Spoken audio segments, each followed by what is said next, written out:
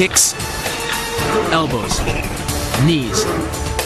But these are only 6 of the 8 limbs. The kick is a fundamental strike in Muay Thai. Like the jab in Western boxing, the kick is the long-range weapon of the sport. The kick's power comes from the torque generated by the rotation of the hips. It's the same principle that cracks a whip. Turning the hips just a few degrees forces the foot to travel a much greater distance and creates a lot of speed as it does. The longer the leg and quicker the rotation, the faster the kick. And unlike karate, Muay Thai fighters are also taught to strike with the hard bone of the shin. A Muay Thai kick can generate roughly the same force as a baseball bat, enough to crack a rib or a leg.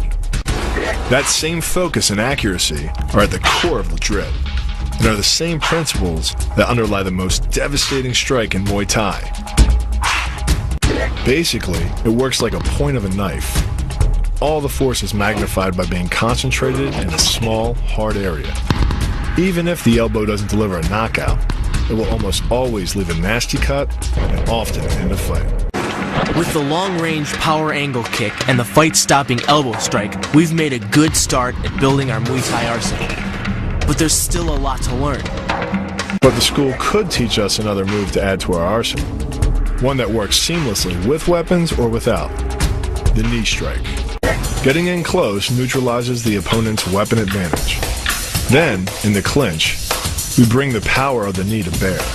Unlike the kick, which relies on rotation to create power, the knee gets its power from leverage. Pulling our opponent down as we drive the knee up can deliver up to 2.5 tons of force, enough to lift a car. It's not the arms, but the legs that drive our fists. Like a piston, the explosive power of the legs is capable of generating hundreds of pounds of force, all to a very vulnerable area, the soft underside of the opponent's jaw. Like the Hanuman move, the flying knee relies on the explosive power of the legs.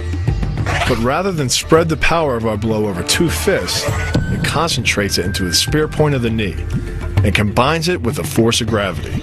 The move is difficult but devastating. There's no opposing object to push against, so all the energy of the move must come from the momentum of the leap and the acceleration of the kick. The snapping motion of the lower leg functions much like a coiled spring. When unleashed, the kick reaches impact speeds of 20 miles per hour and delivers up to 400 pounds of force to the opponent's chest. The key to this synergy of speed and power is punch technique, punch location, and punch frequency. With your elbows tucked in behind your fist, the energy of each punch is maximized. And because the punch is delivered to your opponent's core along a center line, the more directly that force is transmitted to his body. The effect is similar to that of continually slamming a battering ram against a door. No matter how strong, it can only sustain so many blows before it collapses. This kick is all about speed. The further the foot travels, the greater its acceleration, and the more dangerous a weapon it becomes. Powered by the muscles of the hip flexor and the quadriceps, by the time your foot reaches your opponent's throat, it's traveling nearly 40 miles per hour.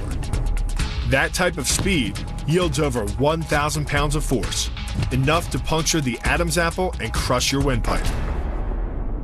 The power of the takedown is derived from the simple mechanical advantage you hold over your opponent. By wrapping up his striking leg at the upper thigh, you've placed your opponent in what's called conditional stability. If he remains stationary, he could technically maintain his balance indefinitely. But by driving him backward and initiating a sweep of his other leg, you've added 2 destabilizing factors, and the loose center of gravity simply cannot hold. The tornado kick is a study in controlled chaos. A quick spin confuses your opponent. Then one knee is thrust into the air, launching your entire body high enough to fire a powerful kick. The momentum generated by your body weight rotating freely, combined with a powerful hip thrust, creates a devastating blow of over 700 pounds of force upon impact. More than enough to permanently damage the hyaline cartilage that protects the larynx and spinal cord. What makes this combo so effective is the momentum behind it. Powered by the running start and the most powerful muscles in the body, the quadriceps, the initial kick lands at 15 miles per hour. The second kick creates 3 times the injury-producing energy as the first. delivering over 650 pounds of force. That's like taking a shot from a sledgehammer to the face, more than enough to score a knockout and rearrange some facial features. The axe kick draws its power differently than most kicks. Once your foot reaches the apex above your opponent's head, your body's momentum, combined with the ease of downward acceleration due to gravity, can reach speeds over 20 miles per hour.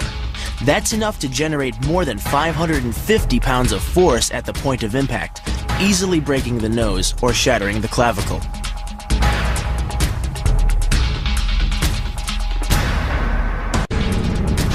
The power of this move comes from the spin. The rotation of the torso, combined with the foot at the extremity of that rotation, generates speeds of over 20 miles per hour. By the time the heel connects with the solar plexus, it is traveling 60 miles per hour and transfers over 450 pounds of force, enough to break ribs and even damage internal